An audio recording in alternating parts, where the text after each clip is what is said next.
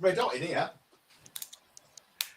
Right, I think we're live, Paul, so we better stop talking about his shorts. Oh, yeah. Yeah, Paul's obviously in the Christmas mode. Look, got a jumper on. And it jingles. So if you can hear Paul jingling, please could you comment in the chat, please? Oh, was that somebody already? No, it's me phone going off. You ready for Christmas, mate? Yeah, pretty much. I've got a couple of little bits still to do, but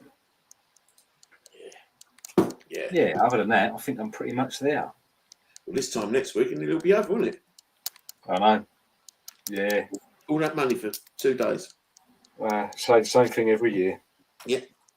And yet we do it every year. Of course we do. Well, it's something to look forward to, haven't we?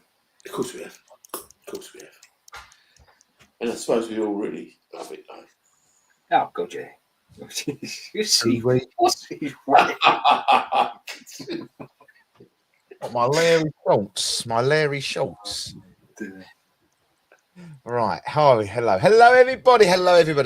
Are we ready? We'll give it a couple of minutes. Let's just everyone share. Let's get the stream sharing, and then we will start the show. Let's start the show with the famous opening of the song, shall we? The lights, the night's alive. We're diving deep where shadows thrive. Journeying through the EGH. Paranormal Paul, psychic Cyrus too. They've got the stories you never knew. Journeying through the EGH.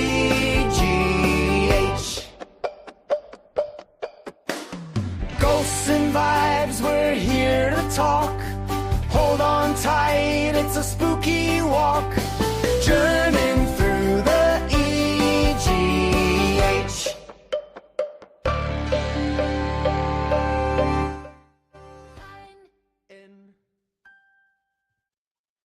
Hello, everybody, and welcome to our Christmas show. A look back over 2025. Welcome, everybody. We're live on Facebook. We're live on YouTube. Welcome, one and all, to everybody. I hope everyone is doing well. I am joined by my festive elf, Mr. Paranormal Paul. Hello, Mr. Simon Scrooge. Yeah, Scrooge McDuck in there as well. Welcome, everybody. Good evening, Marianne. Good evening, Lisa. Good evening and Merry Christmas, Jackie. Yeah, Merry Christmas, Jack. Good evening. Merry Christmas, guys. All the way down there. Hope everybody is doing fine. This is the last show of 2025. I can't believe we're actually saying that. The last show of 2025. A look back over the year, where we've come from, what we've got. So we're going to do a bit of a mismatch of show tonight. More to do with that. I don't know where all me media things are gone. Where's all me thingies gone? Me thingies gone. Because I want that over there, and I want that. Oh, where's me? Oh, my thing's gone. Oh well, I can't give me thing out. I can't get you give back up. Well, no, I want me jingle bells. We've got to have jingle bells, unfortunately. Right. That's what we've got to have. What? No, you should not go on radio and YouTube and say I can't get me thing up. Okay. Well, I can't get me thingy up. I can't get me thingy up. All right, I can't get me thingy up. So we have to just do it without my thingy up. Simple as it gets. All right, no thingy up. Well, welcome. When it's that time of year when we all get together, we have a look back. We are going to be talking about events. We are going to be talking about things that we have discussed over the years on this show as well in 2025, because we've got so many things from back in February that I've been looking back. Things that I know we've got. Asteroids that should have hit the Earth this year and we've got another asteroid or Atlas 3 on its way in the next 2 days, I believe, aren't we? On the 19th, and I think, was it tomorrow? 19th? I could be wrong. I What, thought hitting us? no, it's not going to hit us, is it? It's going past us, and it is a space shuttle. If you've been following Atlas 3I, Wasn't there something else that was meant to happen tonight, or was that last I week? think that was last week. Yeah. Last Mickey was telling us to look. I did write it down, didn't I? Somewhere. But I can't see where it is on my page. Candice Owen. Candice Owen was supposed to be delivering something on the 11th of December, and if Mickey comes into the chat, we'll catch up with him as well. Heidi's joined us all the way from Denmark. Merry Christmas. Merry Christmas, Heidi. Merry Christmas. Merry Christmas to you, Heidi. Hope you're doing well. Hope everything's going well. I did see a post on Facebook the other day that you are now can marry people. Is that correct? Yeah, yes. So big Brilliant. congratulations to that. I haven't got a clap button, I don't think, anymore. On my thingy, my jiggy, so I can't do that. But well done. I'll give you a clap anyway for that. But we will be going over a few things. I've got a few things that the EGH team have sent in about this 2025. So I'll be reading them out as well as we go along. But we will start off the show with, I just want to touch on something, is that this Atlas 3I and the pictures that they're producing from this so-called craft that is coming our way or going to pass within our orbit, isn't it? Something like that, Paul? Something. It's basically, from what I can work out, it's heading directly for us at the moment, and it has been for some time. But it's also been changing direction, hasn't it?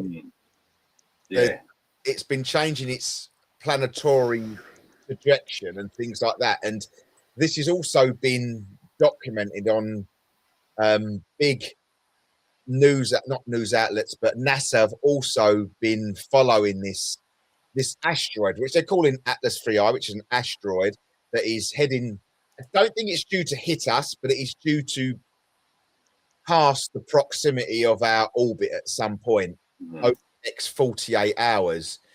And I say the James Webb telescope and things like this have been sending quite extraordinary pictures back, where some of the pictures are actually showing us some form of alien craft, which is very, very bizarre. And how they're getting away with, and don't get me wrong, I think there is a lot out there when it's coming to these pictures coming back, because I know they're overlaying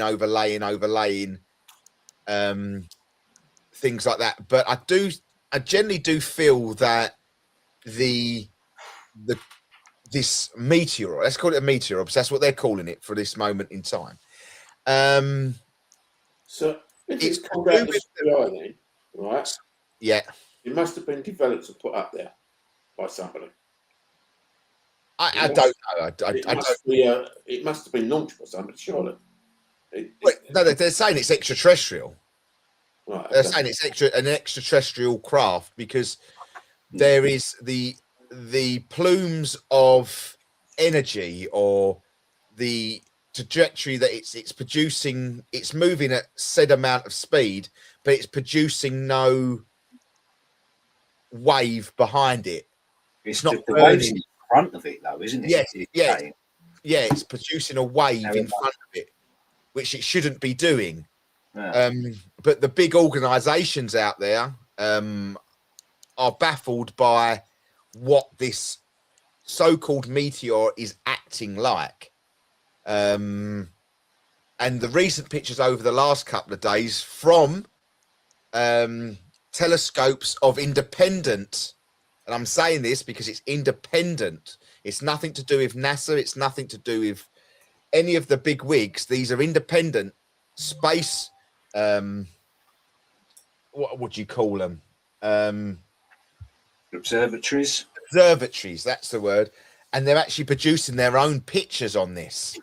And I'll see if I can get any up before over the last Atlas. It's 3i, isn't it? Yeah. Over the last sort of 24 hours, that the images have 100% sort of beginning to take shape, which I can't seem to find at this moment in time. Are they images or are they AI generated? No, the ones that I have, as I say, you're never going to know, but You know, the ones that the sort of the independent ones that have all produced roughly the same sort of image is quite phenomenal, to be fair, because it doesn't look like an asteroid. It looks, the only way I can describe it as a cruise ship. You know, when you see a cruise ship at night, yeah, and yeah. lines of lights going through it. I think I've seen it. The one that Paul produced today, that the images today was that's the overlaying of overlaying, and we're talking. I'm assuming we'd be talking about the images coming from sort of the James Webb Telescope on this sort of the high level trajectory and things like that. I think the majority of these people, and I won't speak for Simon and Paul, but I do. Simon and Paul, but including myself in this, I generally don't think we're going to get anything from this. I just think it's going to be another meteor that's going to pass sort of said time. But I also feel that with the new Spielberg film that is heading our way in April next year, which is definitely pre-programming, and we know what Spielberg has produced over the last years. Obviously, what was it? The famous one, wasn't it? Close Encounters. Close Encounters. He had a lot to do with Independence Day, didn't he? And things like that. He had the backing of Independence Day. E.T. E.T. I do think he had some sort of input with Lucas into Star Wars. So I don't think we can overlook this particular piece of evidence or this pre-programming of what we probably already know, if that makes sense. It's the name of it as well, isn't it? The disclosure, something or other. But look how many. Look what's been going on the last couple of years. Everything's the disclosure project, for this, to that, disclosure this, disclosure that, and now he's named the film Disclosure. Yeah, it's crazy to think what will be coming, and like I said, over the last couple of weeks, it's been very, very quiet. It's been very, very subdued, and it almost feels like it was purposely subdued to make forefront of this film that is coming out, because I do think that it's going to be quite evidential what we're going to go through. Spielberg doesn't often get it wrong, because I do think he's in the know somewhere along the line. Yeah, I agree there. Yeah. I think quite a lot of these filmmakers and writers are in the know. Yeah, because I think that it's like, I don't think just Spielberg. I think there's others out there that have done things. Oh yeah, you got J.J. Is it J.J. Abrahams? Is it? I think he's quite up there with it all. I think we look at we're not talking about films here, but we're talking about obviously the creators of The Simpsons. Yeah. I think they're quite in the know somehow, how that's working. But I think this is something that we have got to look towards in 2026. I know we're leaving 2025 behind in the next couple of weeks.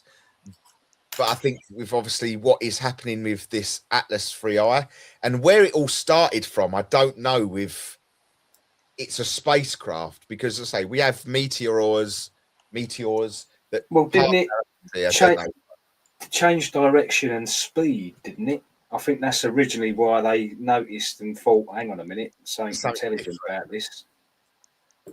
Because meteors and asteroids and that, they don't really change direction or speed. No, it should just be on course. Why would it change speed unless it hits something? Yeah. You know, that's the only reason I could say if it's hitting something, it would naturally change course. I just don't.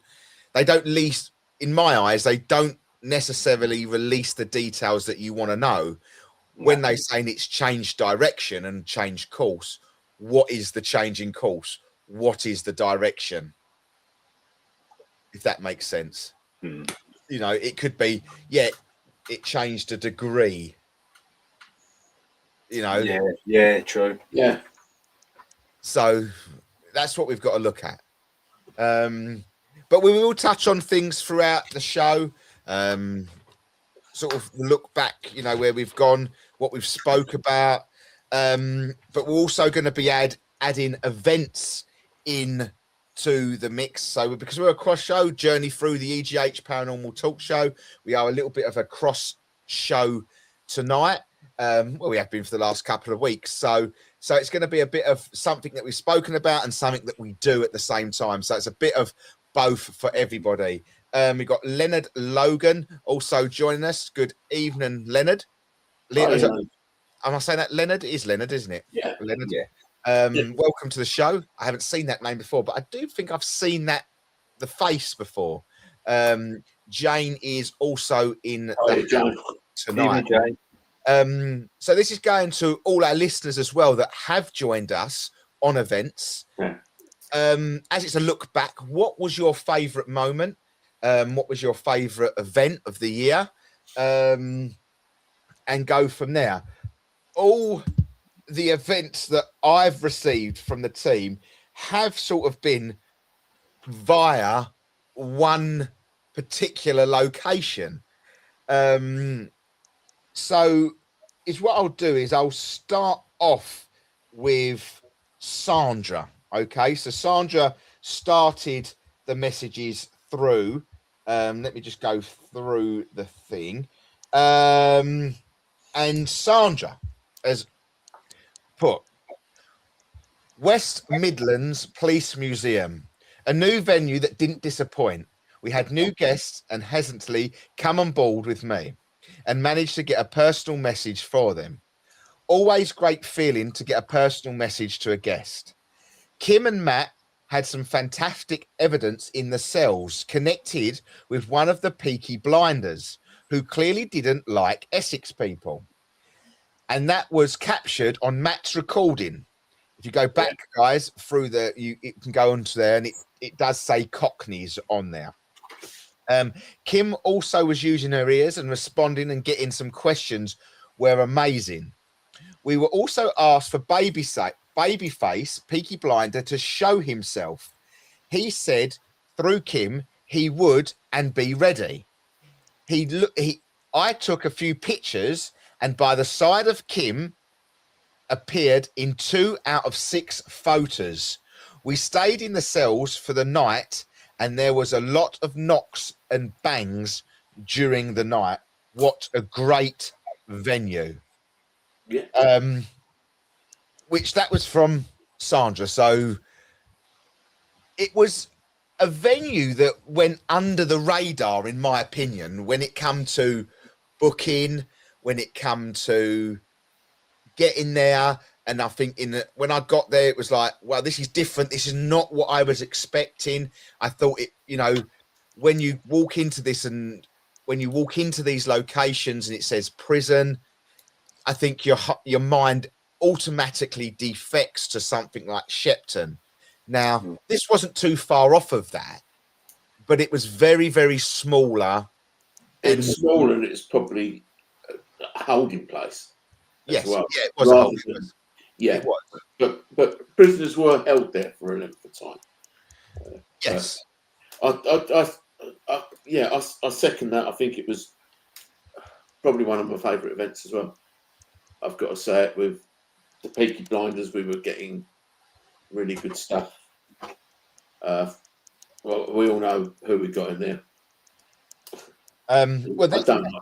that leads me on to my whole next next comment. I'm going to read the comments as they come in because I won't lose myself. And this was from Lauren, who joined us all the way from Dublin, Northern Ireland, for this event. Belfast. Yeah, Belfast. I don't know why I said Dublin. It's just because I think I'd let Cast on my mind. So, and this is what Lauren put.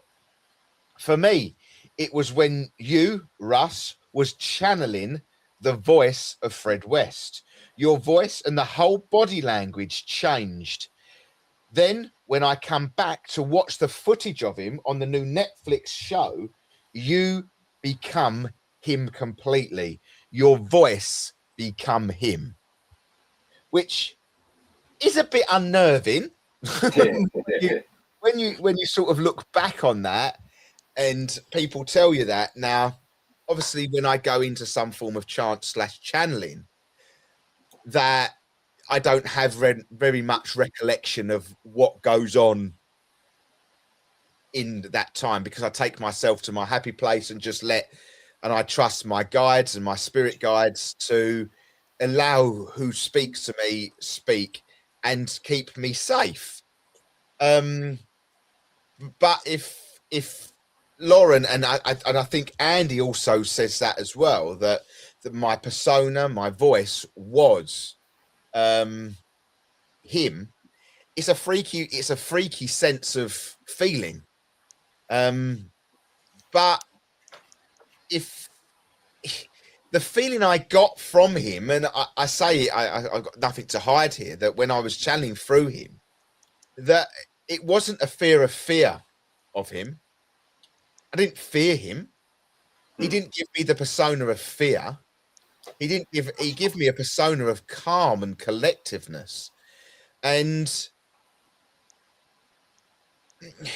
I suppose there was an arrogance with him that I felt, I suppose, of what he did to them people. He could fear that presence. So he didn't really have to show a presence, because I should think people would fear him naturally. But I didn't fear him. I didn't feel that, like, for the want of a better phrase, oh shit, I just channeled Fred West. I didn't fear that. And I didn't feel that I was going to hurt anybody. At that point, I do feel that I don't quite. It wasn't filmed. It wasn't filmed, so I can't remember what I said. But I know that there was. He answered all the group's questions. He never shied away from a question. He told it with honest truth, as far as I was aware, and he didn't have no. I don't know if I can't say he didn't have no remorse, because I couldn't tell you that answer, because I don't know that from what he didn't have remorse. He did not have remorse. Yeah, but that's your experience with him. I'd say I'm talking on my. I didn't. Did I say remorse? When I say remorse, I don't think I mean it is in that terminology. I don't. I'd love to have seen it back on myself, because I felt. Did I feel empowered? No, I didn't feel empowered. I felt that I had to speak. I felt like the questions that I was asking was the right questions to answer, in a want of a thing. I suppose remorse isn't a word that is what I'm trying to find, if that makes sense. Because I can't remember what his replies were, so I couldn't tell you. Which is a shame. It's a shame, really, because it would be. That's when you want to sort of tie it up, isn't it? You want, my voice to his voice. Yeah. Side by side would be that sort of but I remember speaking slowly. I remember articulating my words. I remember that quite clearly. The articulation, and I do generally feel that he wasn't as dumb as what either he made out or they made him out to be. If that makes sense. Because when you watch the videos of him, you can see it quite clearly of that it is sort of not like a retarded nature, but he comes across as that. I don't know what's the correct terminology, the PC words of it. Slow, I would say. Yeah. When you look, it looks a bit slow. Yeah, but when I was speaking, it was articulated. But that's all I can remember on that one. Hold on, it's asking me to confirm my password, and I don't know my password. Then Kim comes in. I think that's my favourite place too, Sandra. I remember opening my eyes and I could feel someone beside me, and something scared the shit out of me because it was a shadow on the floor of two of us. And that's when they saw the photos of which they believe they've called Babyface next to them. Jay makes himself giggle at this one because Jay was not only to see Phil excited to see getting involved with the table tipping. I think Jay's talking about your group, Simon, there with the table tipping experiment. The table tipping was brilliant. Yeah, the table tipping actually lifted and moved completely without anybody on it, and it went through a doorway. And Phil could not believe it because there was nobody touching it. There was nobody moving the table at that point. And then Jay, being as Jay was, he found a cell with, this was Phil's group as well. He found a cell and Jay had gone quiet. And when Jay goes quiet and finding something, well, he found a hangman there. So every time somebody approached him, he was doing this. And you know, Phil, the lady that in the group that channels. Yeah, Claire. Yeah. Claire was getting really agitated with Jay. Keep going.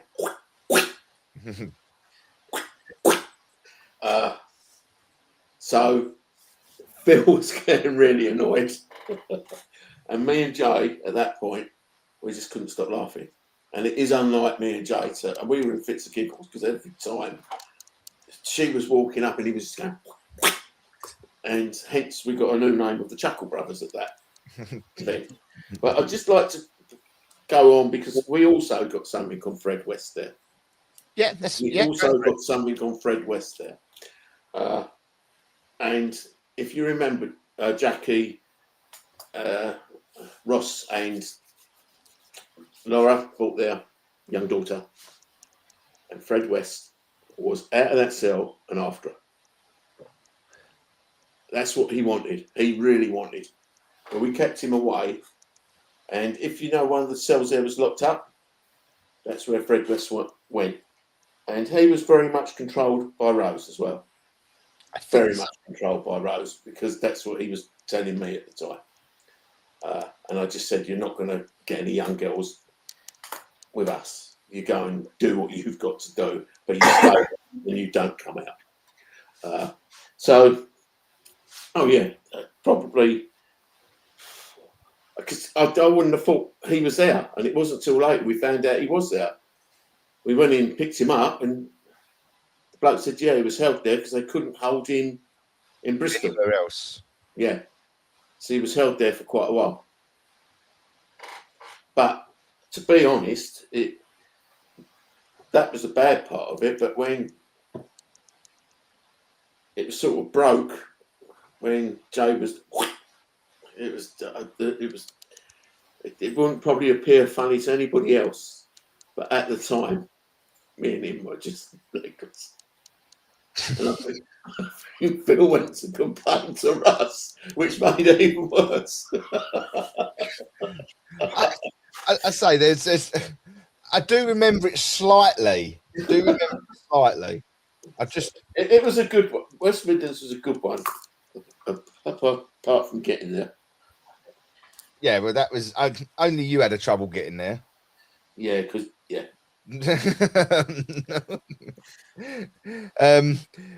But yeah, no, it seems to be a real ongoing theme. If you know, throughout of our team, that was one of the best.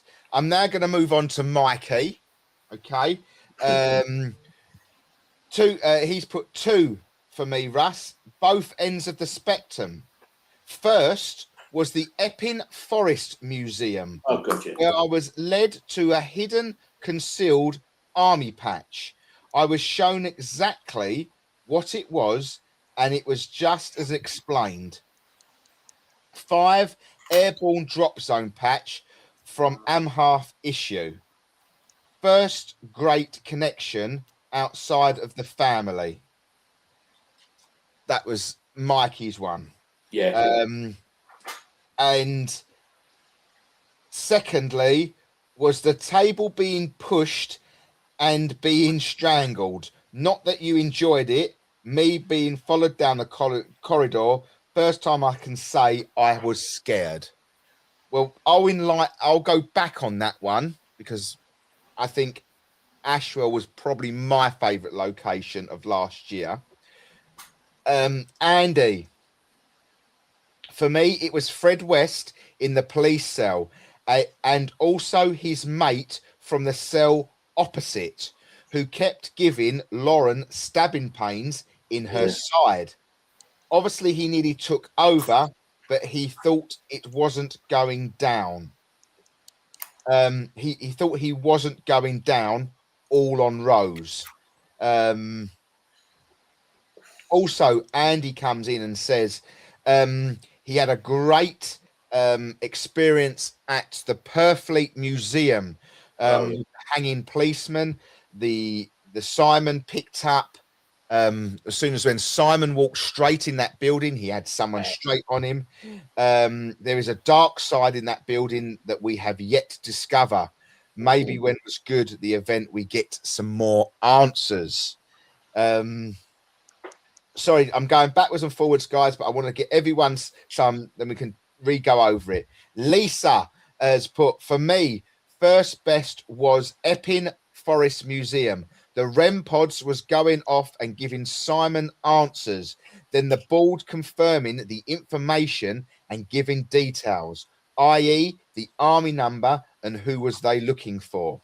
Then a new spirit on the board told Lisa to F off. And I said, not unless you give me... Yes, probably one of my lot. And said, not unless you give me your full name. And it did. I wasn't on the board. It was a guest only and knew my surname. Then there was the room downstairs and the evidence where they saw the fleur, and we called it a time. The second best was Stillhouse Lane. Sitting in the cells, we got pictures of Babyface on the board and got Fred West, and he was blaming Rose West. Jay, in the room downstairs, the shadow went across the fireplace and the table tipping was moving around and pushing me when the guests were asking it to. Yeah, Eddie Grant music, yeah. And I know Eddie Grant ain't dead, but... Lisa again, third best was the Purfleet Museum, the Hanging Man, and when we getting out there, the Weird Doll's House, the Hitler statue, and Andy channeling the spirit. Then on the subsequent village, Cy got the same thing. Going back, yes, the Epping Forest table tipping. It went after Jay. Sorry, Jay. That was really also amazing. Lisa also goes on to add, next year I'm really looking forward to Gressingham Hall. That has always been on her bucket list. Also Thaxted. Places like that have not much been investigated. Moving on to Marianne. I saw a full person in front of me there. I don't quite know where she is, but I think this is where we are talking about Purfleet. I saw a full person in front of me there where we had the kids and was scared back down, and the wheelchair made her feel sick. Yeah. The still house was really good with the table tipping and the way it went out of the cell across the courtyard, then just stopped dead by the door. Lisa follows on by saying, we've had some amazing stuff at Fort Amherst, but never done it with you guys. So our combined energies, we're expecting it to be amazing. Also looking forward to Shepton. You've gone on about Eddie Grant as well. Lisa's gone on about the wheelchair with the chemical experiments and things like that. So it almost sounds like throughout the 2025, this year, we've had Stillhouse Lane, we've had Purfleet Museum and Epping Museum. That has really sort of ticked all the boxes for a lot of people this year. Mm. I would actually put a couple more in there. Go for it, Simon. It's what I would put Wiz Beach Castle. Yeah. Definitely was probably very, very active, especially in them vaults. I think H got his first full apparition and caught that on camera. He also got 16 pints of milk, so we'll never forget Wiz Beach Castle. Will we? No, 16 pints. And another one that we got a hell of a lot of evidence was Dill Castle. Absolutely, it was. Lisa, I think our first group in there was absolutely second to none. The door slamming was, well, there's a video on it somewhere, isn't there? But that was absolutely an amazing session. And even like Mike's son Sam picking up. Sam was actually picking up because Jay wasn't with us at Dill, was he? No, Jay wasn't with us at Dill. And sort of Sam was picking up, and, you know, it really did start. And things seem to be getting, lately, more and more confirmed. And between groups as well. A lot go across groups now where they're picking up, which didn't used to happen. You know, it used to be, but now you're finding the stories, if not exact, are very, very similar across three groups, which again is pretty amazing. Mm. But yeah, I'd certainly put Dill Castle and Wiz Beach Castle in right up there as well. Yeah, we had some good stuff at Wiz Beach Castle. Can't remember it. But we've also stopped Hadley Guildhall as well. That was a great event. Yeah, that downstairs basement bit where all the religion was going on. Yeah, yes, really strong stuff. Yeah, it was. And you can't forget RAF Manston, really. That was, you know, for a new sort of event. I think the equipment there was second to none. The same as I do think Epping was really good for equipment. But yeah, you know, them little tiny places where you can only fit 15 or 16 in really, really work sometimes. Mm. And I think it did. But I think sometimes it helps being new places as well, places you haven't been to before. Agree. 100%. Because you're walking in there on an absolute a nothing. Do you know what I mean? An absolute canvas, aren't we? So just meeting you guys and being an adventure and deal was wonderful for me indeed. And the ghost touching my arm and so much more. I hope to come back in 2026. We'd love to have you back, Hayden. Yeah, you're always welcome. Come and join us. But for me, Ashwell Prison was, and for me, it took its time to accelerate the process there. And as I said, I'd never really experienced something like that, and it didn't feel and look right.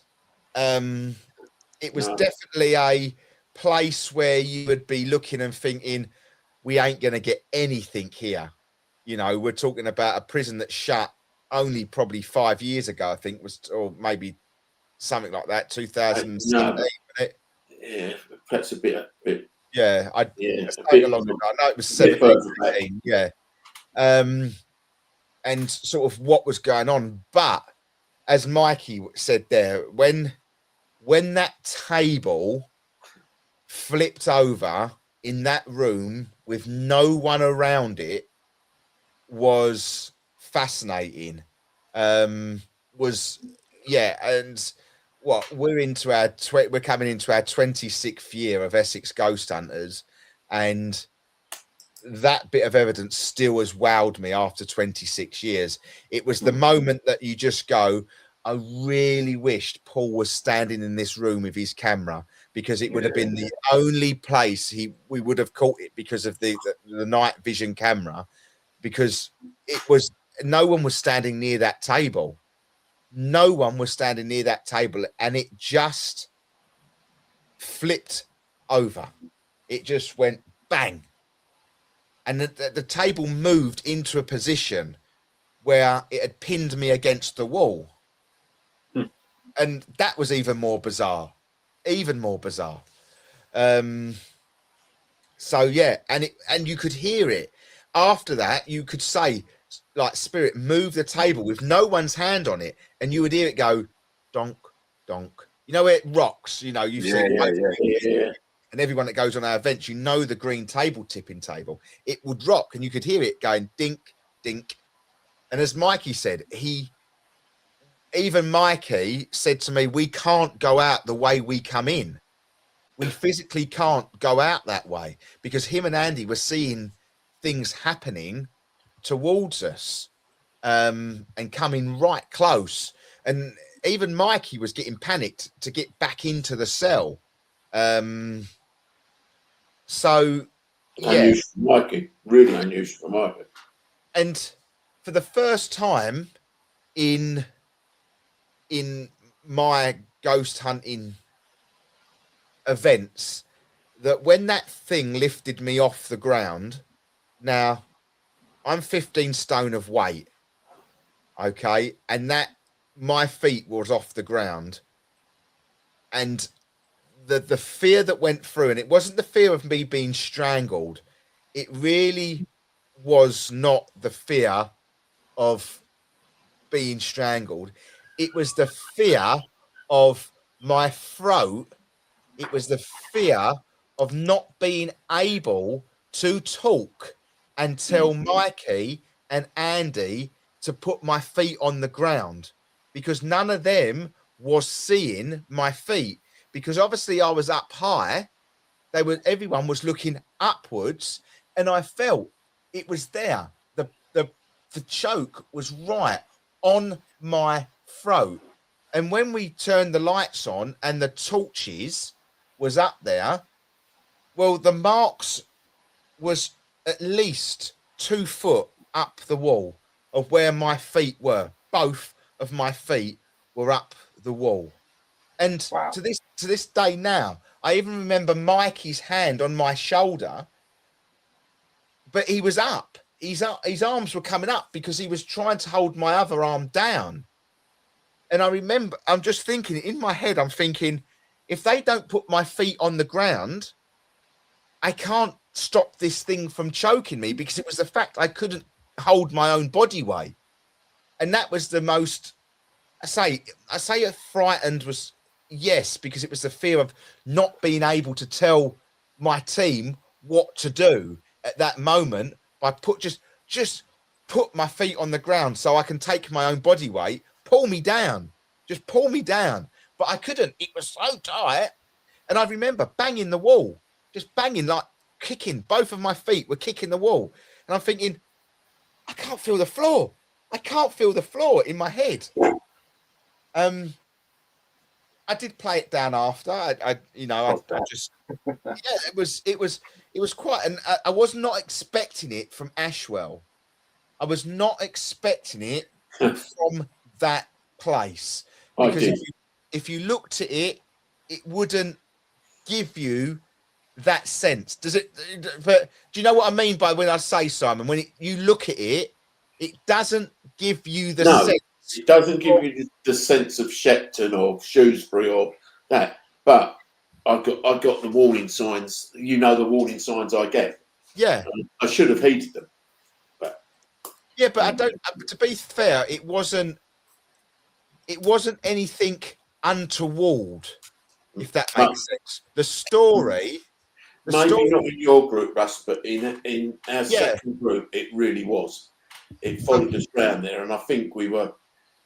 But like obviously you was the only one that you was the only group that picked up in that particular block. Like me and Sandra's group didn't get much from that particular block. It was only you, which it can happen. It's not something that's not unusual, is it? No, it's not, and I think that's probably the first time I see Jay a bit apprehensive, actually, because we had to come back, and none of us wanted to come back to where we had to go. And then when Scratchy started, a black eye on Ross and Scratchy's on his eye, Yeah. we ended up in that room, and it was pretty nervy. It was pretty nervy, and I think Lauren got it as well, one of our other guests there. And I believe Al later on, but I don't know if he got it there or later on. I don't think he was in our group. No, he got it at the end, didn't he? When we did Yes. the maths cell call Yeah. at the end. But it was funny that they were all on the same eye and the same sort of scratches. Really weird. Really Yeah, weird. it was all to that side. So yeah, I can't not really, act really well. strange room and a really, really strange experience. But as I've said to you, I don't quite know what went on there, and I don't quite know how it got taken out or if it got taken out. But I weren't going back to find out. I got our group out, and as soon as I got our group out, I knew it was over, and I felt better. I totally felt better after that, and I think even Chrissy did. Chrissy was with us, and she smelled. I tell you what, mate, I've never smelt sulphur smells like I've smelt sulphur smells there. It was awful, and it was like pungent. No, that's Really? not a good sign, is it? No, it really wasn't a good sign, mate. And it wasn't. And Jackie's had that voice thing poking out, and some of the messages coming through. So I said, right, let's start walking, and we did. We walked round one way, and I said, but we're going to have to go to the room because we've got to go out the way we come. I'm not going to do anything different, and I'm going to be the last one out, and I want you all out before me, including Jay, because Jay would have bloody carried it out with him. But that's probably one of the most. Would I say I was scared? I wasn't scared, but I was very, very apprehensive, and it was the first time I thought perhaps I ain't going to get everybody out of here. I thought it was really going to take somebody in there, but it didn't. Fortunately, it didn't. Yeah, it was a very, very weird and bizarre place. So yeah, that's for me. Paul, I asked you the question. I know you've been on a few with us this year, not as many as you'd like, I know, but No, not at all. you still have been a few with To be us. fair, probably my favourite one would have been Purfleet. I know he was only there a short while, but it was my first one. My youngest daughter come along with us, wasn't it? And she amazed me the way she picked up straight away. Oh God, yeah. And I thought she handled it really well, and it was so nice to see. And it was quite an active place. I didn't. It's only around the corner. I didn't even know it was there. So yeah. So when's coming on the next one, Paul? Because that's the future of EGH. People like her are going to carry on EGH, like Mikey's son. She already wants to go on the next one. I dare say she'll be joining us next year. Good. Yeah. Good. I say, let's be honest, it's a different sort of hobby. Let's just say that.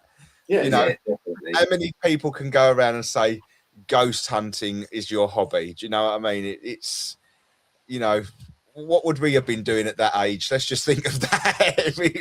Don't even go there. Yeah. But no, it has been a very very different year. Very bizarre in places, and we haven't really mentioned people like Valence House, Tide Mill. Didn't go, so I haven't With done that Valence one. House, with Valence House, that's going back to what Simon was saying about the 3 different groups picking up on the same thing. Yes. Because I remember that one. Yeah. I can't remember what the exact story was, but when you were saying about that, it just comes straight in my head. Where was I when we was all meeting up saying we all got the same thing? And that was Valence House, yeah. Yeah, but Yeah. Valence House is a little gem, isn't it? Valence Yes. House is a lovely little gem. Still say it's got something to do with that idol. I think if you ask that idol for things to happen, stand in front of it, ask for things to happen, and it will happen. Yeah, it's a weird thing, isn't it? It is a bloody weird thing. It is a weird looking thing. It I have is. to say that it is a weird, bizarre looking thing. It makes no sense to be there either, does it? No, Well, not really. Suppose When if you they think dug it up about though. the history. Yeah, but it was dug up nowhere near the house. Yeah, but it has a museum, isn't it? So Yeah. yeah, so I But suppose so- that's where they're going to put it. But yeah, I don't know, Mike. I don't know. You just wait to next year. You think Valence House is a kicker. You wait till you see Eastbury Manor. You wait till you see Eastbury Manor. That is a kicker of all kickers. You think Valence House is old. This one is old. It's got the crooked, like the old South End, the old crooked house. Yeah. The top floor is exactly like that. You know, if you're going to get, you've got to be careful. Your mind is going to play silly buggers up there because, like, being pushed and pulled, you're walking down a floor like that. Do you know what I mean? Very, very strange. Good evening. Welcome to the show. But yeah, very, very strange place. Obviously, so we start off next year at Gressing Hall. I'm looking forward to that. That really is on my bucket list because I've seen and heard so much about that. Yeah, it's different. Yeah. Definitely different. Again, it's things that have been put there, isn't it? I know there's a workhouse there, but and it got like a museum that. Yeah, you've got in the workhouse itself is a museum, very modern looking museum, a little bit like Valence House, the top floor. It looks like that. You've got the farm things in it. Out the back, you've got the old laundry rooms. You've got the old where they used to do all the cleaning and things like that, which is very suppressive. Which is like the really dark, obviously, where they did force them to work. And then you've got a church right next to it, and some of the old outbuildings as well, which is very bizarre in itself. So yeah, So it's quite big then. Yeah, it's a big old venue. Big old venue. Can you go in the church and the outbuildings? Yes. Wow, Yeah. that'd be good. Yeah, the church is there, but the church is once again that it's weird because the church is designed at an angle. So I don't know how it works. I don't know if I think it's what it did is that the priest or the vicar or the ceremony would be at the bottom and the chairs would go up, so everyone it was staggered up to see, or the other way around. I don't quite know how it works, but that's how my brain works and why it was slanted. Evening, Dean. Dean's joining us next year at Purfleet, so looking forward to that. But yeah, guys, if you are looking into tickets for next year's events, please, guys, head over to www.essexghosthunters.co.uk and have a look at the remaining tickets that are left for 2026. There isn't a lot. Let's just say that there isn't a lot. So get your tickets, guys. Get your tickets. But yeah, I think it's been a very successful year. I know. We're lucky to have such an amazing team that we've got. Oh, To be honest, as well. To be honest, second everybody can interact with everybody. you know, it doesn't matter who you work with, you're going to pick up with. It doesn't matter. And as I say, the youngsters coming through, it's nice to see Sam coming through. And Paul, yeah, your daughter was really picking up on them witches at Burfleet. That was, and her feet, yeah. So that's the future of EGH. At the end of the day, it is. So they're going to have to get their badges on, aren't they? They're going to have to get their stripes on sooner rather than later. They're going to have to get their stripes on. I mean, we couldn't do it without all the people we've got with us. Let's get that. No, we couldn't do it without the guests that keep coming back either. You know, our following is fantastic, really fantastic. You know, and we put an event up, sold out. We put an event up, sold out, which is testament to all that.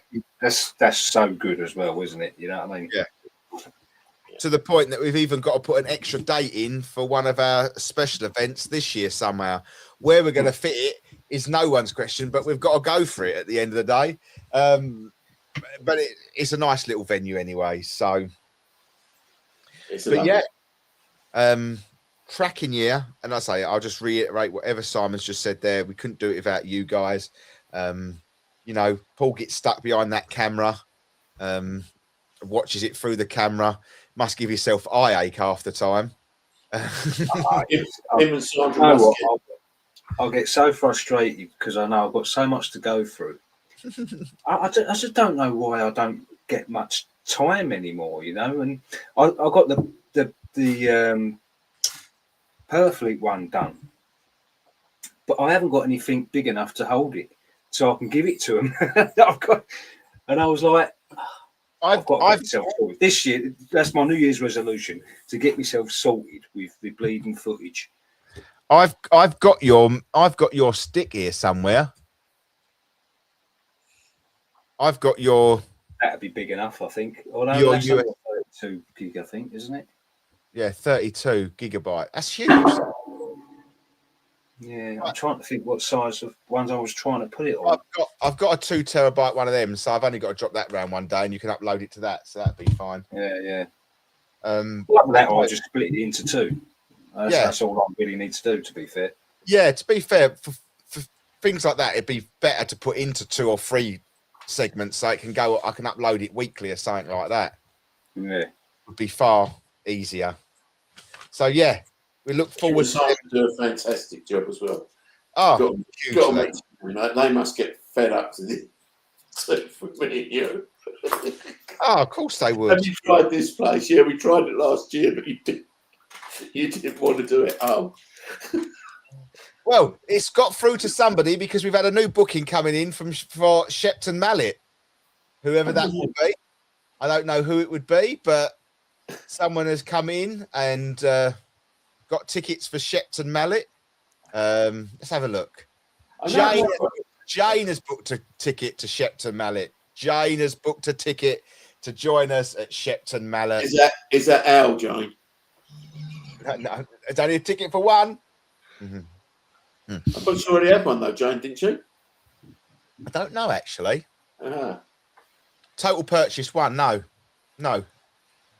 Jane will be joining us at Shepton Mallet. What a venue!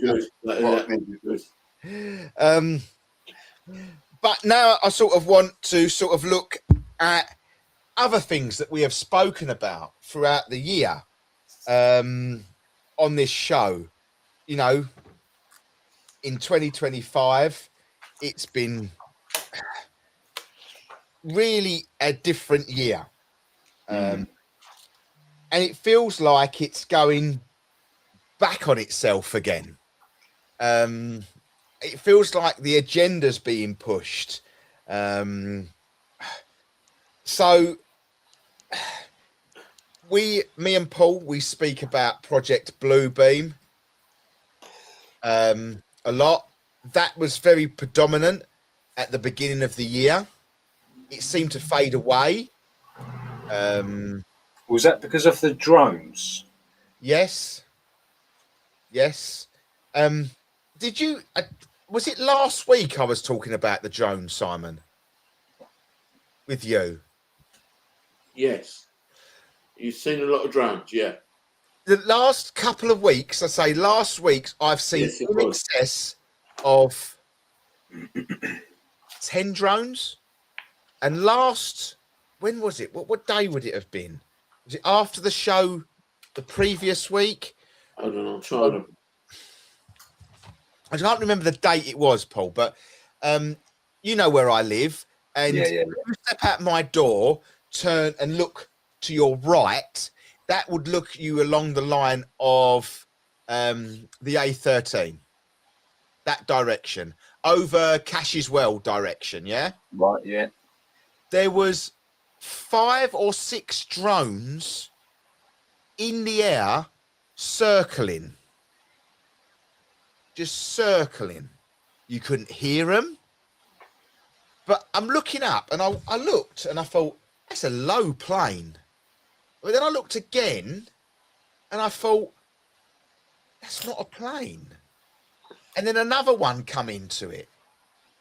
But the night before, totally the other end of this, of Essex in Colchester, it happened there as well. I looked up in the sky and I said, that isn't a plane. That's a drone. Because a plane flashes are very quick. Yeah. Really quick flashing lights when they're they're landing or whatever they've got on. These ones were like,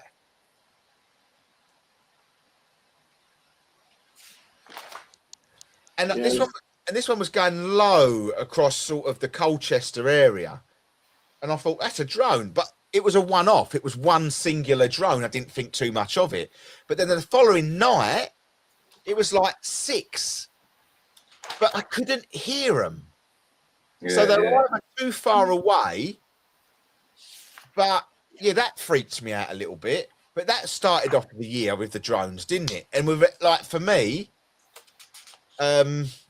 drones, Project Bluebeam. Heidi has. Well, I keep seeing videos of like this. Is it Starlink? Yes. No, satellites. People keep saying, do you remember when they kicked off in COVID and everyone was out in the garden and you see the streaming? And you got these sort of so-called experts on that. They're saying it's impossible. If that was a satellite, it's hard. Do you realise how big they would have to be and how bright they'd have to be for everyone to see that light? He said they are drones. They were the start of the drones. What, the Starlink? Yeah. Said there's no way on earth, for how big they are and how high they're meant to be going, you would see them. You just would not be able to see them. But everything tallies up with the Starlink, though, doesn't it? I'm just going by. For just over a year now, I've seen them, or probably since the drones are coming out. And this person, I can't remember where it was. I've seen a few videos doing it. And they're saying that is not satellite. That satellite would have to be huge with a bright light on it for you to be able to see it. As clear as you see it. We have been taken off of air. Ooh, We are having trouble streaming to Facebook. This may be an issue on Facebook's end. It is possible the stream was ended or deleted on Facebook. We'll keep trying and let you know if it's resolved. So I do believe that. Can anybody still hear us? I think we've got through the. I think it's gone off of the journey page for some strange reason. But we're still live, I think. I think we're still live on YouTube, and I think we're still live on Facebook Essex Ghost Hunters page. So, guys, if you are, just let us know, please. I'm just going to change it. I don't know. Yes. I don't know. I don't know what has gone on with that one, to be fair. Very strange. I'll leave it running. I'm not too, we're still live. So I'm watching on Facebook. Yeah, Jane's still here. So it's got to be something to do with the stream on the EGH page, Journey. on the Journey page, which is weird. Weird. We go from talking ghost hunting to it just proves that the algorithm is listening, because the algorithm hasn't been picked up on the EGH page, but the algorithm's been picked up on the Journey Through the Unexplained page, where we often talk about stuff like that. Yeah, absolutely. It just tells you the algorithm is powerful. The AI is powerful. But we will continue. We've only got 25 minutes, so we've got So did we get taken off just as I said about the Starlink being drones? I don't know, because going back, that was about, we lost, I think Heidi lost signal around about 5 minutes ago. Oh, no, Yeah, so probably it must would. have been before that then, wouldn't it? No, So, yeah. it was back then. It's been just about I think Paul would have just gone on to it. Yeah, I don't know. It's one of them things, isn't it? It's one of them things that we're used to. So, hey ho, it is what it is. But we'll continue. We shall continue. You're still listening out there, guys. So we shall continue. But as Paul was saying with the drones and so they're saying that the Starlink is drones. Apparently so. Yes. That's going to be. Have you seen the Starlink? Have you watched it in the sky? I remember seeing the lights when he launched it all, and every now and then I'll see one. But do you check the app? No. See, I check the app straight away, and the app tells you where the Starlink is. So there has to be, if that is drones, they're very good at, not to say they can't do it, because that's not what I'm saying, but it tallies up exactly. They'd only need a GPS on the drone and just set up the satellite thing on your app, wouldn't you? Yeah. I mean, that would be easily manipulated, but that's all. I'm only. It did make me think a bit when I see that, saying, do you realise how big satellites actually are? You would not be able to see it. It's bizarre. It is absolutely bizarre, really, isn't it? Yeah. Look, we don't know. That's weird. Well, you think how small the lights are on the planes, not so much around here because they're all coming into land or taking off. But you know when you see the international ones going straight over the country, there's a very small light. Well, these satellites are a hell of a lot higher than them, and yet the Starlink lights are usually bigger and brighter than the aeroplanes. Weird, isn't it? You're saying. It's definitely something, we've started off that year like that, and it's going to end like that by the look of it, because I've seen a lot more drones. What we're seeing them for, what they are doing, is a whole different kettle of fish. We're getting ready to set up for 3i Atlas. Could be, but it could be this whole holographic thing that we have spoke about in this year as well. Did you? So we go on about the chemtrails and the fog and this and that. Yeah. They reckon that's all to do with Project Bluebeam as well, didn't they? Well, I get it. It's easier to project if you've got like a graphite sky, so to say, where they reckon everything is getting sprayed up. It's easier to project. I get it. Just a theory. Yeah, just a theory. It's there. It's there.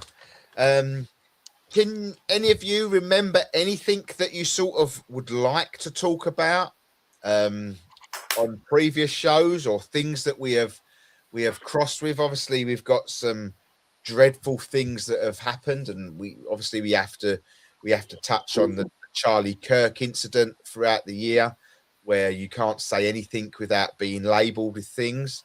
And I think that sort of, I do generally feel that did quiet a few of the conspiracy theorists out there and that sort of thing, because it did sort of, not say it went deadly quiet after that, but it did sort of, for me, it sort of fed off a little bit after that. So I do think it did put a little bit of fear into people, if that was the thing. I'm not saying it wasn't. We've had Mark Anderson, obviously from the Scottish paranormal ufology side of things, come on the show. talked to us, and looked at things like that. So we've had the sad death of the Annabelle doll, one of the gentlemen that held the Annabelle doll, so-called past as well. So yeah, it's been a bit of a weird year from sort of the conspiracy side of things. I don't quite know how we're going to start off 26. I've got probably a feeling on that one. I think we're going to have all the flu figures coming on the BBC. How many they've gone up by this week? Oh, we had that today. I know. That was going to be the wrap for this evening. Yeah, we've had that. We've had that today. It's gone up by 3,000 odd. 3,000 cases in the UK. 3,000 cases out of 57 million people. Do you want to work that out? No. That's Is it ridiculous. just not flu that we have every year? Of course it is. It's such scaremongering all the time, isn't it? And it makes me laugh the way during COVID the flu just died on its arse. Oh yeah, didn't have flu then, did we? No, it didn't have flu. Did during you COVID. see the government line of that the other day? Did you see that? So they did this comparison, where they do the work, the mountains and the things like that. Yeah. They overlaid, I saw that today.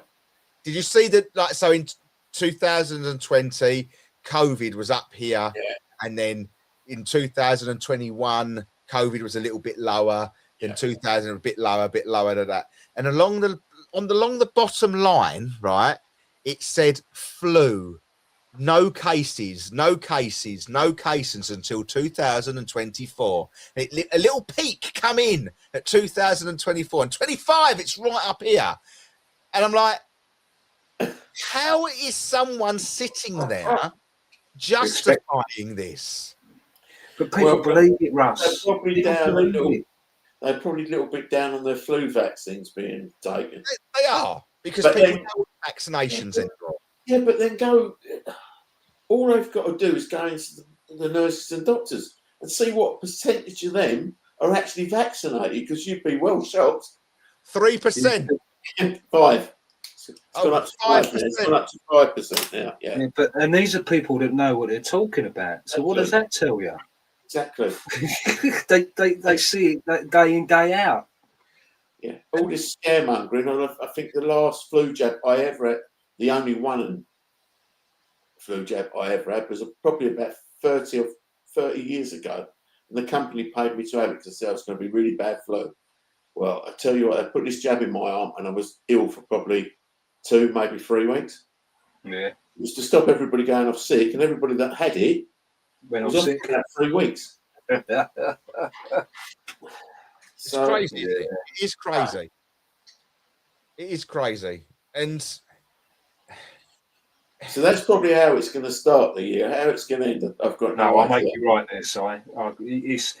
My Facebook is alive with this person double lung transplant because she didn't have the flu vaccine or this and that and bloody blah. Oh, what the hell? It's all over my algorithm. but do you not fear that, not fear, but they're underestimating the human body.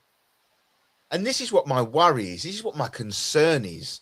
The human body is a very intelligent thing. Whatever it is, wherever it's come from, throughout time, if you believe in the reptilians and we're a hybrid nation or whatever it is, this is very intelligent. We are using less than 14% of our brain capacity. And I'm watching a very good series on Prime about your consciousness. But that's for a whole different thing. We'll start off with that next year because I ain't finished it yet. But your body can cope with a lot of shit. Yeah. Now, don't get me wrong. There is people out there that have got low immune systems and they need this and they need that. Totally But agree. body can survive through a lot of shit. It can have a lot thrown at it as colds, flus, COVIDs, and you will come out the other side. But that's how you build the immunity, is by course it is. people getting colds, flu. That's how you build the immunity and stop it happening. Yeah. What's the point of keep jabbing us? You start throwing in a synthetic version, then it sends your body all haywire, and that bulges up your immune system. Yeah, and it probably produces a different sort of virus that we're not going to have a cure to. Mm. But you know, But they openly admitted that during COVID anyway, didn't they? The more they vaccinate, the more it's going to mutate. Yeah. Whatever it is. Yeah. could this be a knock-on effect of COVID? Could this be, you know, where they kept us locked down? And I think it's no different to what it's always been, Russ. We've always had massive flu. Yeah, we have. You've always had massive flu. yeah, but if there is a high spike in it, like look, I'm playing devil's advocate. If there is a high spike in what they're calling, which I'm not believing in, we're calling a high spike 3,000 cases out of 57 million in people. hospital, though. That's what you've got to look at. It's how many's Right. hospital. Yeah. But surely there is going to be if you've locked us down over flu periods where our immune system needs that, coughs, colds, and things like that, there has to be somewhere along the line a negative impact in that where our body says, well, hang on a minute, I'm not used to this. I know we've gone through a long time. We've gone through 4 years since that official lockdown in that cases. But there has to be a point where our body is saying, I'm not used to this because of you locked us down for that. It can't get that natural immune system. It can't fight what it wants to fight because it has nothing to fight. Yeah, but I think also the problem is our temperatures are warming, so we don't get winters like we used to get. Yeah. In the 80s, you were snowed in for days, for weeks, so it killed the germs. We don't get that now. We get a mild summer. So I do get that you're going to get more spikes, but I don't think it's any different to 20 years ago. Flu was there. I don't think it's any different to 40 years ago. In Nan and Granddad's time, it was Asian flu, bird flu, this flu, that flu. It was always there. Well, But have you also noticed, though, since, you know, I'm not saying this is the reason, it's just something that we touched on quite a lot during the period. The amount of people that are getting ill and are staying ill for longer since a mass vaccination, just that you can't just ignore that. No. I get, yeah, You- makes sense. And Paul. when certain people that I see, and you're like, "What? You're ill again?" And I remember who was and who wasn't, and I think, God blimey, you know, touch wood. And I'll get the odd sniffle here and there, but Yeah, and come on, we're all going to get a cold. You're all going to get, yeah. you know. But again, I still think it's your body's way of detoxing as well. They reckon that, don't they? You know, it's getting all the crap out of your body. You start taking all these things to stop it coming out. You prolong prolong it getting out. You just let it come out. You And get then over it the thing was, probably about a month, 6 weeks ago, it was going around the garden centre. Everybody had this go, and the first thing they'd done, it's COVID, it's COVID, it's COVID, it's COVID. Yeah. Well, I got it, and I tested. I didn't have COVID. I had flu, or I had a very heavy cold. Yeah, and I'm going to get it this time of year. That's all Yeah. it was. But I had the sniffles for a couple of days and that, but it was the cough I couldn't shift. Yeah. Yeah. Cough. But then it didn't even trigger in my mind until the other show a few weeks back, that Russ, when you were saying about where I live with the quality of air. Yeah. You know, Longers Lane is constantly That's it. burning. And I think, well, yeah, and you can smell it from my ass. No wonder you're constantly coughing. Yeah. Yeah. I'm blaming the cold that I had sort of 3-4 weeks ago, which I only actually suffered for a couple of days. But it's a cough I can't shift. And I think, well, hang on a minute, I'm living here. Of course I can't shift it. I get it. I get it, Paul. I absolutely get it. You're in that area as well, unfortunately, and I think what you're saying is spot on the money here. I really do. I think sometimes people forget what happened the previous year because this happens every year. Does. You look back on the headlines this time each year coming up to Christmas. Mass flu cases, mass flu cases, Yeah, mass flu cases. Hospitals can't cope. Hospitals can't cope. This goes back to the late 80s. Yeah. It's Oh, no, I every agree. year. And Yeah, it's like well, every year I there's agree. hysteria about it again. Yeah. Very, Media. very It's media, bizarre. though. It is media. It's how we report as well. It is. Yeah. You know. Well, when we started off last year, just going over my notes, we started off last year, we had fires in March around the world. Yeah, probably. Yeah. We had Yeah. big fires. Australia and that. Yeah. Gavo. Yeah. Canada. Yeah.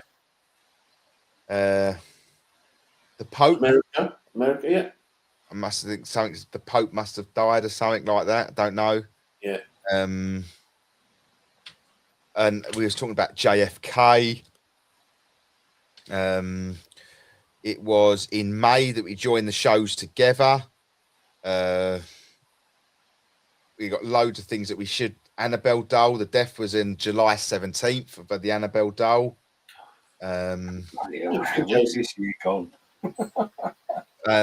Big one thing we did start off the year in quite a real sad note. On the LA fires, yeah. Thanks, Dan.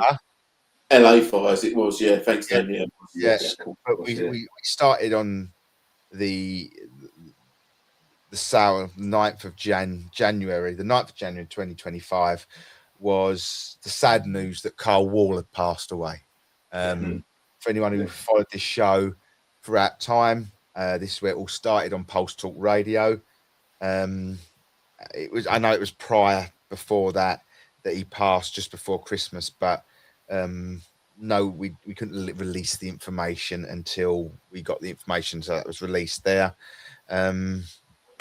So yeah, that started on there.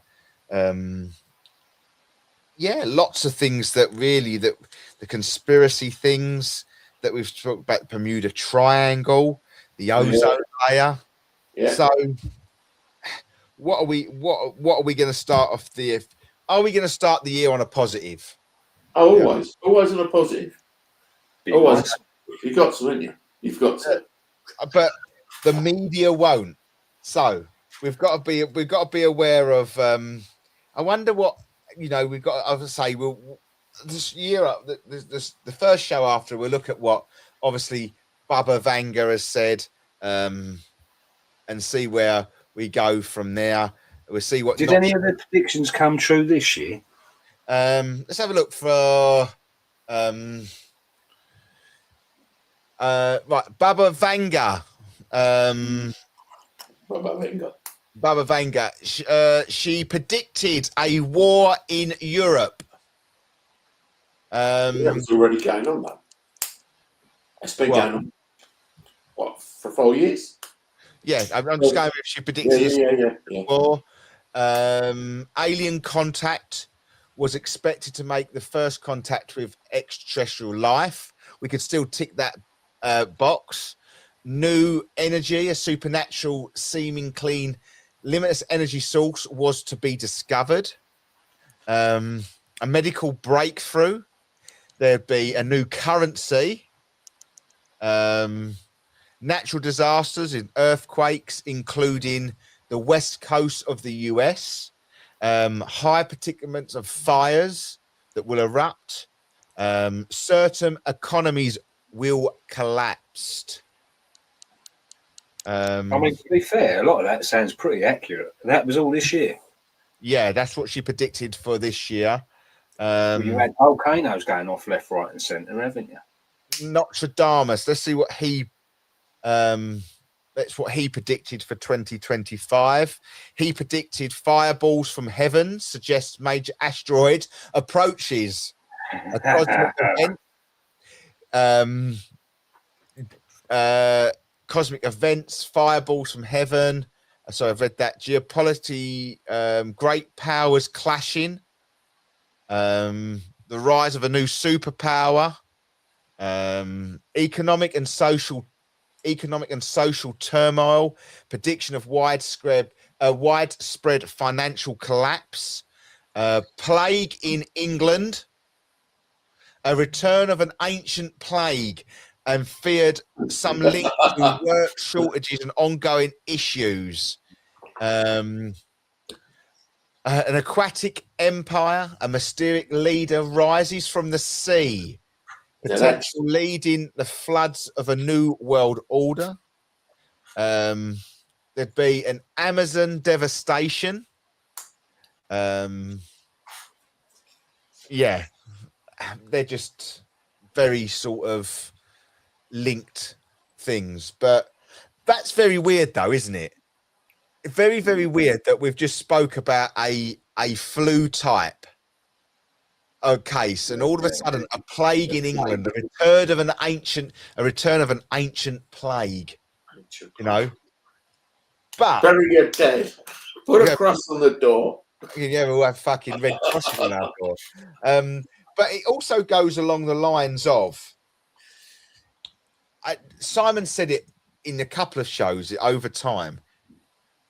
Do the bigwigs, the deep state, the world, whatever you want to look at it, do the bigwigs fall in line with the prophecies, or do the prophecies fall in line with the world? Yeah, well put. And that has always stuck with me. That could be controlled either way, couldn't it? Yeah. 6-7, mate. To make yeah, please tell me you've seen The Grinch. Please tell me you've seen the Grinch with the kids. The kids go up to him, 6, 7, and he just turns around and goes, 8 fucking 9. And fuck.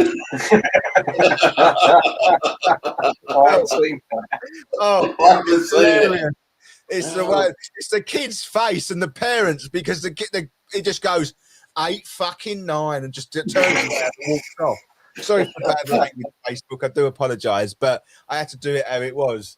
But yeah, do we make the people like Nostradamus? Do we make people like Baba Vanga powerful because of, to make it look good? The one thing that I'm just reading, so I've just clicked on something else about Nostradamus. He also made a strong prediction for 2025 that a war will end. According to Nostradamus, both sides will finally be depleted of resources to pay their army, potentially leading to an end of a conflict. Something that is happening between England at the moment. Upheaval in England. In England, cruel wars will rage, wrote Nostradamus. An ancient plague will be worse than the enemy. Some speculate that the war in England may not be a literal war, but a war for the throne between Prince William and Harry in the event of Charles III's passing. And as for an ancient plague, that could be anything. Let's just hope it doesn't mean the bubonic plague. This one as well, an asteroid to hit Earth. Where's it hitting? Just it says it hit Earth. Maybe to believe that fate of an asteroid on collision course with Earth could have a cataclysmic effect. But yeah, you know, you can shoehorn everything in there, but obviously this is what I'm saying about this shoehorning this asteroid into this Atlas 3I. You know, but if you think about it over the years, everything that's predicted You could pretty much, like you say, make it sound like that over the years anyway. Yeah. Exactly that. No one Yeah. has To really be actually seen honest- this Free Yeah, Eye to be Atlas. quite You're honest, just we've- relying on people telling you. Yeah. Us three could sit here and probably predict quite a lot happening in 2026 and getting it right. Yeah. We could. On that note, as Jeremy Clarkson would say, that is something that we will have to do. That will be show, I don't know the date for show Yeah. 100 Show and one, we'll do our seven. predictions. it'll be the show 168 of the new year in 2026. We all have to make 3 predictions. 3 Okay. predictions. What will happen? 3 predictions that will happen in 2026. Okay. Didn't predict the world was going to end about 20, didn't he? Yeah, he's predicted Yeah. a few times, Yeah. I think. Yeah. But what does that predict? But yeah, us 3 will make 3 bold statements that we think what will happen within 2026. Does it have to be world or does it have to be England? Where Could do be you want anything No, that you choose. whatever. Anything that you choose. it? Right, fine. Okay. That's good with me. Very good with me. I think it'd be just a bit of. It will be. Yeah, it will be. It's It a will bit of fun because I think you could. I think you're gonna have. I think you're gonna have to go deep.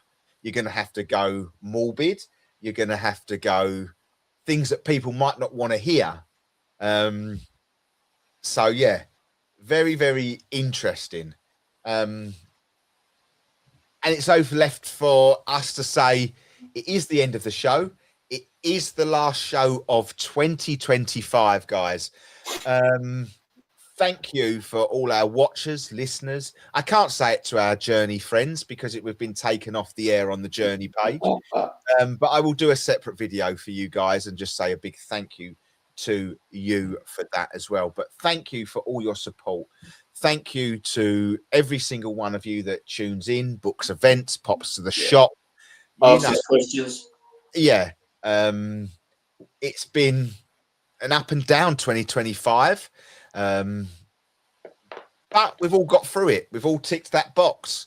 We have all And we're ticked still going. exactly. We've all ticked the 2025 box. So it's just a big thank you from the team here that sits in front of you to every single one of you. It's a big thank you from me to Simon and Paul that sit here every week and listen to our rants and rains. The show. Nice person back to you, mate. So yeah, I look forward to 2026. I think it's going to be a very robust year.